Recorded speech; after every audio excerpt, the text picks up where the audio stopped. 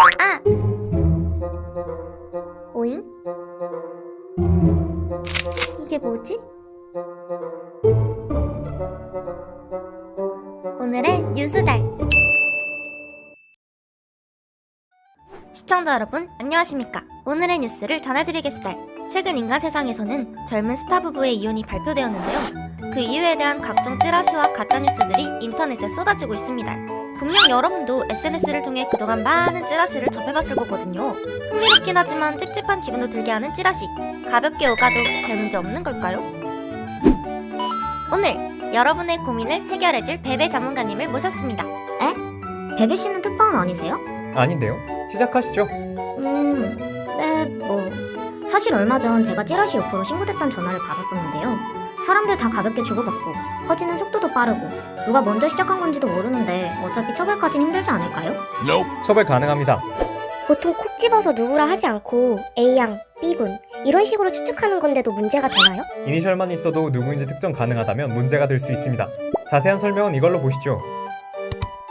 다들 별것 아니라고 생각하지만 사실 찌라시는 최초 유포자뿐 아니라 그 정보를 단순히 전달하기만 한 사람도 명예훼손으로 처벌받을 수 있습니다. 지금까지 괜찮았던 건 피해자가 직접 고발을 해야 처벌이 가능하기 때문이에요. 일일이 유포자를 찾기 힘드니 넘어가는 경우가 많긴 하지만 단톡방에 올린 그 링크, 엄연히 불법 행위입니다. 그치만 진짜일 수도 있잖아요. 찌라시 내용이 사실이어도 고소당할 수 있나요?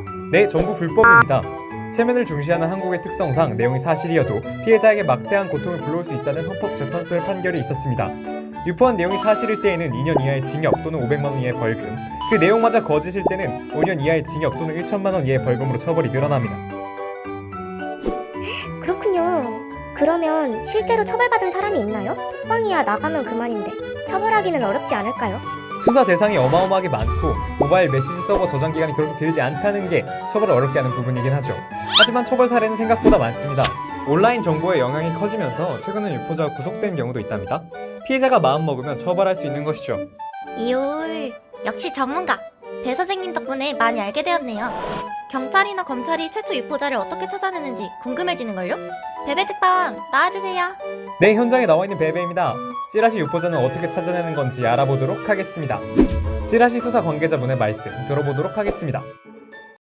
먼저 찌라시가 빠르게 퍼진 시간대를 찾아서 수사 범위를 축소시킵니다. 그 다음은 찌라시를 집중적으로 유포한 사람들로부터 시작해 누구에게 받았는지 거꾸로 추적하는 겁니다.